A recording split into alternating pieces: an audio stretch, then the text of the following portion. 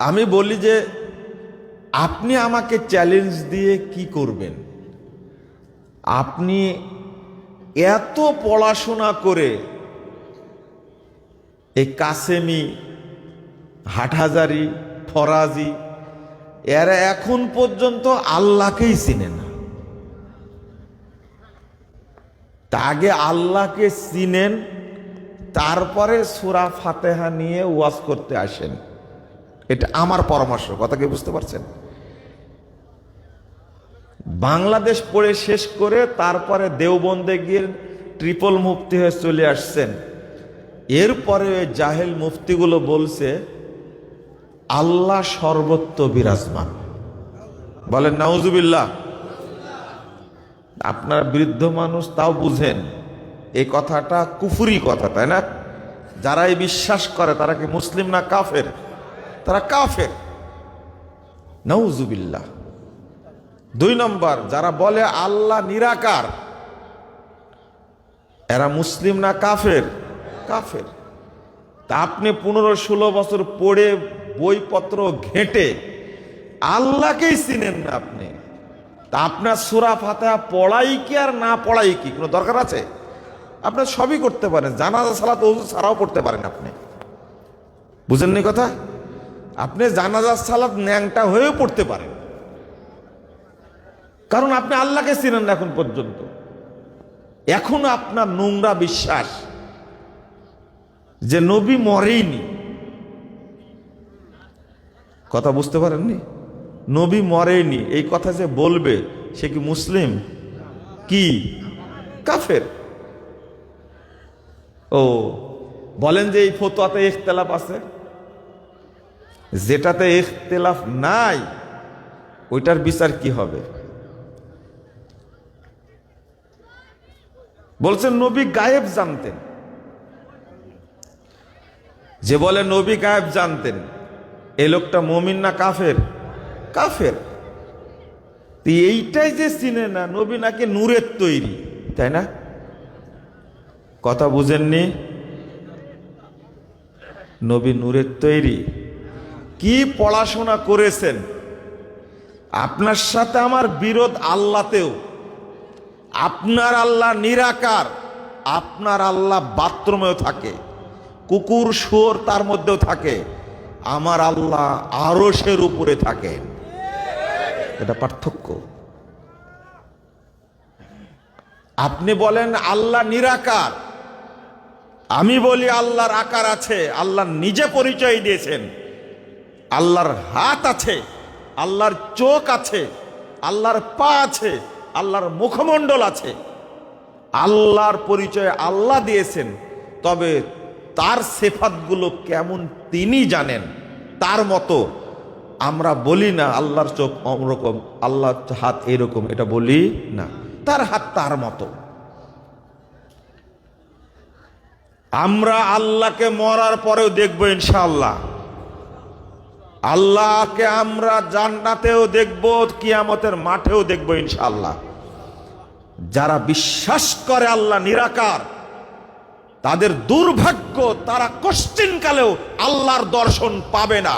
তারা আল্লাহর নামে মিথ্যা অপবাদ দিয়েছে, আল্লাহর উপরে মিথ্যা কথা বলেছে যে আল্লাহ সব জায়গায় বিরাজমান। মিথ্যুক এরা, এরা মিথ্যুক। পৃথিবীর কোন ধর্ম বলেনি যে আল্লাহ সর্বত্র বিরাজমান, কোন ধর্ম বলেনি। একমাত্র বাংলাদেশের বেরলবিয়ার দেওবন্দি এই ধর্মের লোকেরা বলে আল্লাহ সর্বত্র বিরাজমান। কথা কি বুঝতে পারলেন? আমাদের এই কথাগুলো সহ্য করতে পারে না। দেওবন্দের প্রতিষ্ঠাতা কাসেম নানুতুবি, তিনি রুহানি জগতে সব জায়গায় হাজির হয়। যারা আলেম মরে গেছে তারা এই রুহানি জগৎ থেকে এসে হাজির হয় মঞ্চে। এই মিথ্যা কথা কেউ যদি বলে তার কোনো ঈমান থাকতে পারে? তার ভিতরে কি ইসলামের কোনো অংশ আছে? না, অংশ নাই। আপনার সাথে আমার নবীতেও দ্বন্দ্ব আছে। আমরা মনে করি মুহাম্মদ সাল্লাল্লাহু আলাইহি ওয়াসাল্লাম মাটির তৈরি পৃথিবীর শ্রেষ্ঠ নবী। আপনি মনে করেন নবী নূরের তৈরি। নবী সম্পর্কে আপনি মিথ্যা অপবাদ দিয়েছেন, আপনার ক্ষমা নাই, তওবা করতে হবে। আমরা আহলে হাদিসরা বলি, সালাফিরা বলি, নবী মুহাম্মদ সাল্লাল্লাহু আলাইহি ওয়াসাল্লাম মারা গেছেন। তিনি বারজাখী জীবনে তিনি জীবিত আছেন, যেমন মুমিনরাও জীবিত থাকে, কাফেররাও জীবিত থাকে। জীবিত না থাকলে জান্নাতের সুখ ভোগ করবে কেমনে মুমিন? বুঝেননি কথা? ও বারজাখী জীবনে জীবিত না থাকলে কাফের শাস্তি ভোগ করবে কেমনে? বুঝেননি কথা? এই যে পিটাই আযাবের ফেরেশতা, ও জীবিত না থাকলে লাভটা কি মারি? বুঝেননি মনে, তাই না? এই দুনিয়াবী জীবন থেকে আল্লাহর নবী মারা গেছেন, এই বিশ্বাস করি। আর আপনারা বিশ্বাস করেন নবী এখনো মরেনি, এই জ্ঞানটুকু অর্জন করতে পারেননি, আবার বাহাস করতে আসতেছেন, তাই না?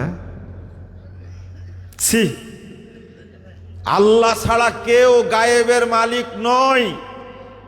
তবে যতটুকু আল্লাহর নবীকে ভবিষ্যৎবাণী করতে বলেছেন আল্লাহ, ততটুকু নবী সাল্লাল্লাহু আলাইহি ওয়াসাল্লাম বলে গেছেন। কথা বোঝা গেছে? গায়েবের মালিক কেউ না। যে বিশ্বাস করে আল্লাহ ছাড়া অন্য কেউ গায়েব জানে, ও মুশরিক, ও কাফের, এতে কোনো বিন্দু মাত্র সন্দেহ নাই। জেনে নেন স্পষ্ট ভাষায়, স্পষ্ট কথাই আপনাকে জানতে হবে। যারা মাজার পূজা করে, কবর পূজা করে, পীর পূজা করে, খানকা পূজা করে, তাদের ব্যাপারে কোনো বক্তব্য নাই কেন? বলতে পারেন না কেন? আপনার দুর্বলতা কোথায়?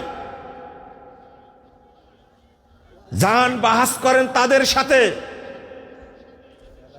যারা কবরে সেজদা দিচ্ছে, মাজারে সেজদা দিচ্ছে, লক্ষ লক্ষ মাজার বাংলাদেশে আছে, আপনার সাহস হয় না মাজারের বিরুদ্ধে একটা কথা বলতে।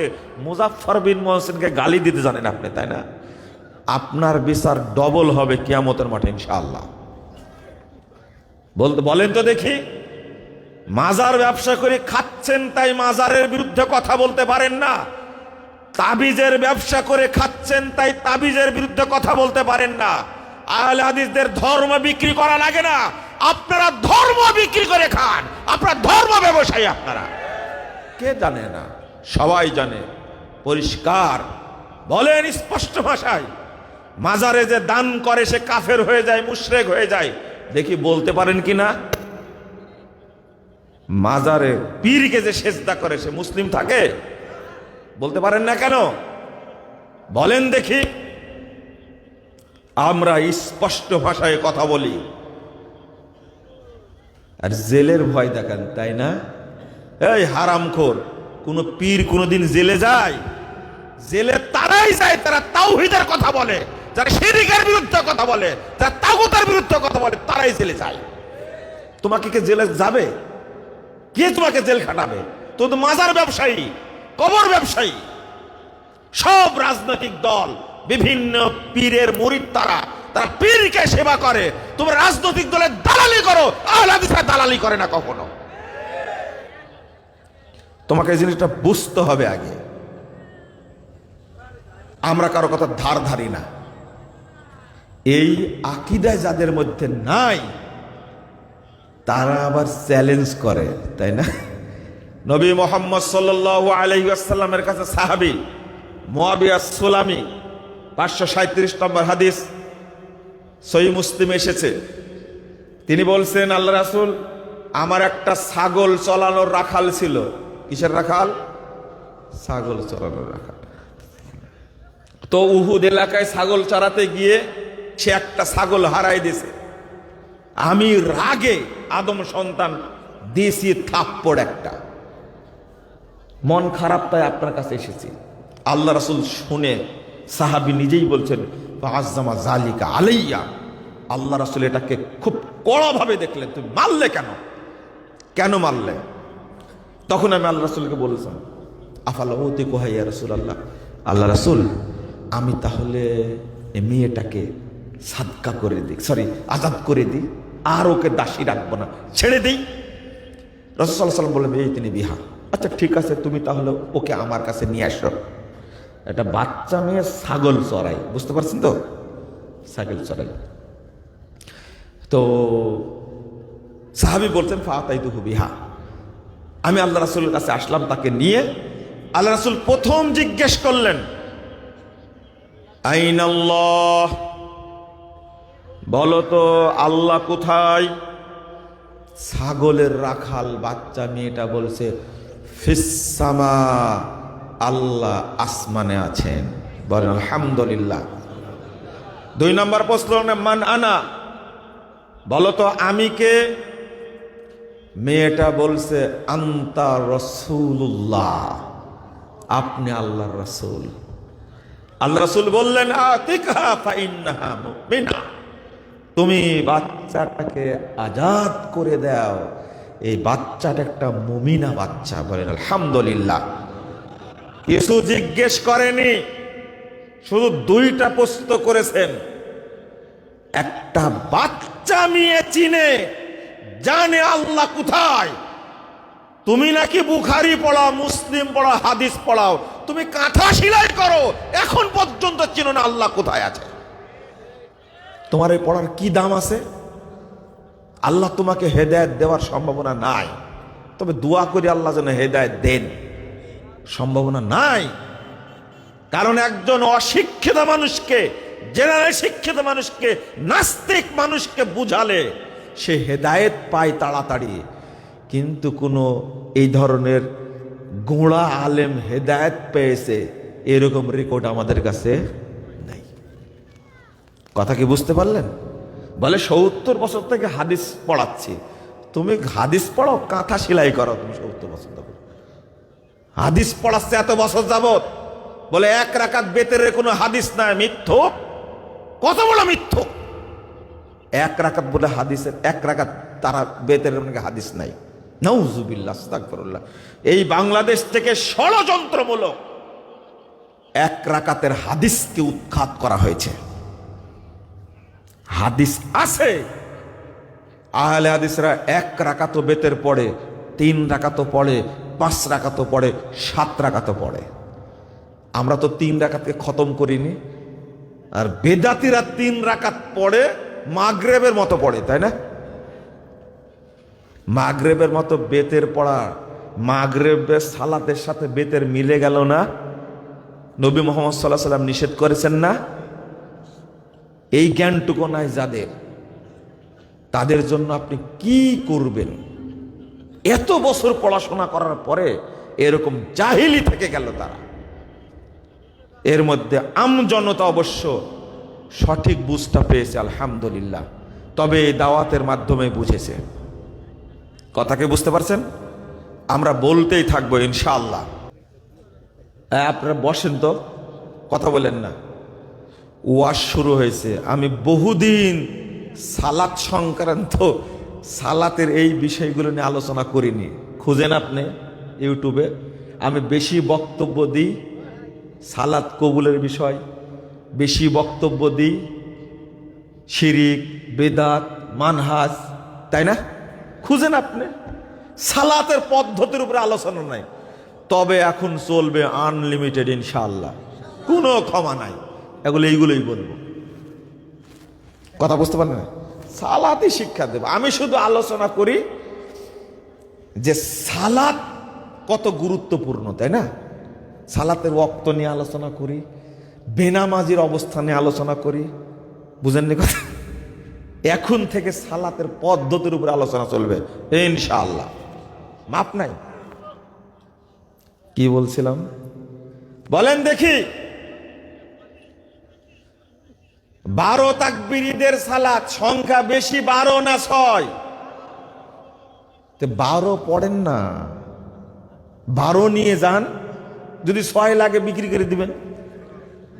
কথা কি বুঝতে পারছেন? আর 6 থাকবে, তাই না?